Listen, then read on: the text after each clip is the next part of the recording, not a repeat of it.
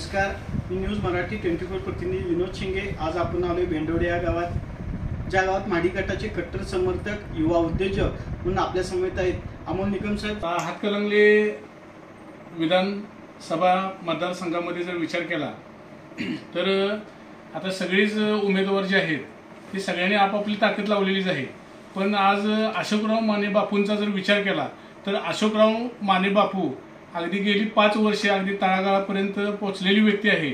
आणि त्याचबरोबर आज एकनाथ शिंदे साहेब असतील मुख्यमंत्री, अजित पवार दादा असतील उपमुख्यमंत्री, त्याचबरोबर फडणवीस साहेब आहेत उपमुख्यमंत्री, आणि ह्यांनी ज्या योजना आज तळागाळापर्यंत पोहोचवल्या गेलेल्या आहेत त्या आज तागायत। इथून पाठीमागं जर विचार केला तर ह्याच युतीनं, ह्या महायुतीनं ज्या तळागाळापर्यंत सर्वसामान्य लोकांना डोळ्यासमोर ठेवून आणि त्यांची प्रगतीच्या अनुषंगाने जे काही प्रयत्न केलेले आहेत आणि ते यशस्वी ठरलेले आहेत, त्यामुळे 100% आज त्यांचा उमेदवार म्हणून अशोकराव माने बापू जे आज उभारलेले आहेत, त्याचबरोबर आपले विनय कोरे सावकर साहेब असतील, अमल महाडिक साहेब असतील, त्याचबरोबर आवडे साहेब असतील, तर ह्या सगळ्यांचा पाठिंबा या ठिकाणी आज अशोकराव माने बापूंना आहे। आणि काळ्या दगडावली पांढरी रेघ आहे की अशोकराव माने बापूच या ठिकाणी आमदार होणार आहेत 100%। आणि गुलाला हा अशोकराव माने बापूंचाच उधळला जाणार आहे 23 तारखेला मतदान मोजणीनंतर। मार्केटला म्हणजे आज जर विचार केला तर आज प्रत्येक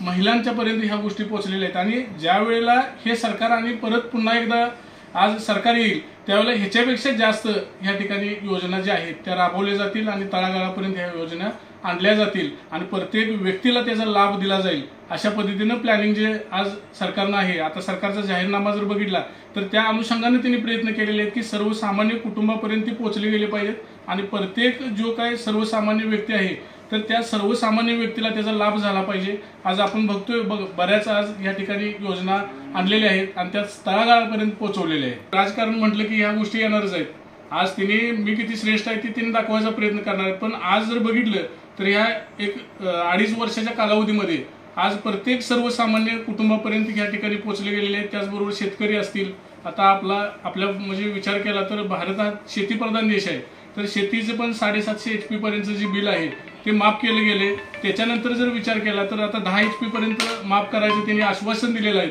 आणि ह्या ज्या काही गोष्टी आहेत त्या आजपर्यंत ह्या ठिकाणी जर विचार केला तर कुणी ह्या केलेल्या नाहीत, त्या महायुतीने केलेल्या आहेत। त्यामुळं आज काँग्रेस असेल किंवा महाविकास आघाडी असेल त्या ज्या काही गोष्टी सांगत आहेत त्या पूर्णपणे भूलथाप आहेत आणि पूर्णपणे जे काही करून दाखवलंय ते महायुतीने दाखवले। त्यामुळे अशोक बापूंचं या ठिकाणी नाव जे आहे ते 100% आमदार म्हणूनच येणार नाही। 100% आज जर विचार केला तर प्रत्येक म्हणजे आज मी आता शेतकरीच किंवा महिलाच असं नाही तर उद्योगधंदे असतील किंवा त्या सगळ्या वेगवेगळ्या अनुषंगाने जर विचार केला तर व्यापारी असतील किंवा महिला असतील, शेतकरी असतील, तर प्रत्येकाला लाभ कसा देता येईल आणि त्याचं चांगल्या पद्धतीने प्रगती कशी होईल ह्याच्यावरती आपलं शासन जे आहे ते कार्य करत आहे।